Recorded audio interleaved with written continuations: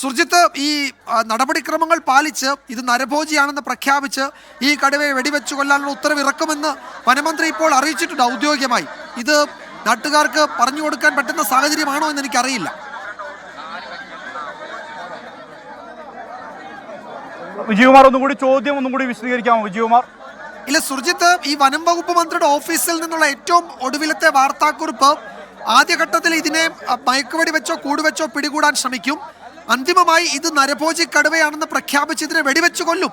അതിനുള്ള നടപടിക്രമങ്ങൾ തുടങ്ങാൻ ഉന്നത ഉദ്യോഗസ്ഥർക്ക് ചീഫ് വൈൽഡ് ലൈഫ് വാർഡന് മന്ത്രി നിർദ്ദേശം നൽകിയിട്ടുണ്ട്. കേന്ദ്ര സർക്കാർ ഇക്കാര്യത്തിലൊരു SOP ഉണ്ട്. ആ SOP പാലിച്ച് അങ്ങനെ ചെയ്യുമെന്നാണ് ഇപ്പോൾ ഔദ്യോഗികമായി അറിയിച്ചിരിക്കുന്നത്.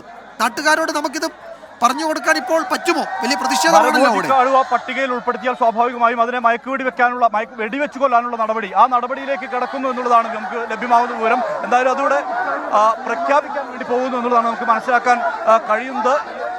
എന്തായാലും അതുതന്നെയാണ്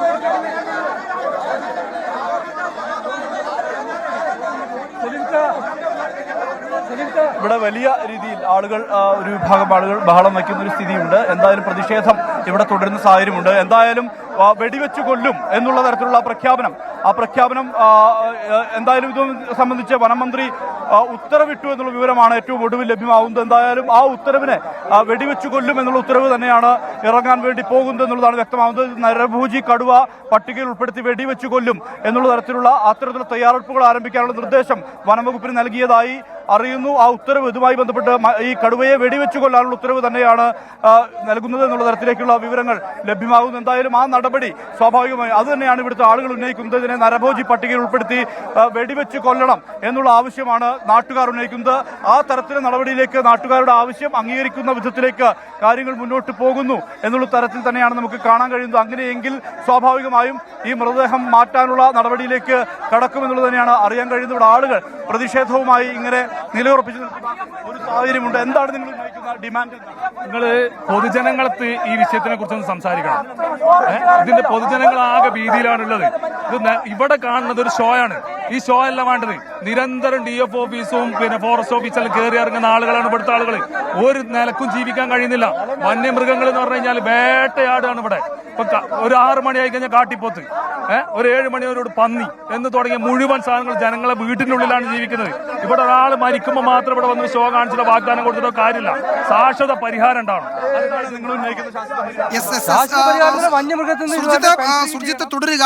ഇതിലെ നടപടിക്രമങ്ങളെ പറ്റിയും ഒക്കെ വനം വകുപ്പ് അതിന്റെ ഔദ്യോഗികമായി തന്നെ അറിയിക്കുന്നുണ്ട്. പെട്ടെന്ന് അങ്ങനെ വെടിവെച്ച് പിടിക്കാൻ കഴിയില്ല. അതിനൊരു SOP ഉണ്ട്. അത് പാലിച്ചു മാത്രമേ കഴിയൂ.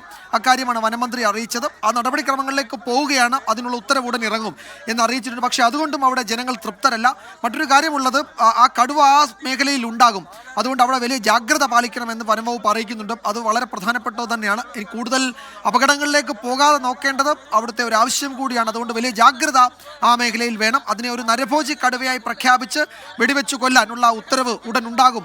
അത് ചീഫ് വൈൽഡ് ലൈഫ് വാർഡൻ അതിനുള്ള നിർദ്ദേശം നൽകുകയും ചെയ്തിട്ടുണ്ട്. നമ്മൾ ഈ വാർത്തയുടെ വിശദാംശങ്ങളിലേക്കും കൂടുതൽ പ്രതികരണങ്ങളിലേക്കും ഒക്കെ വരും.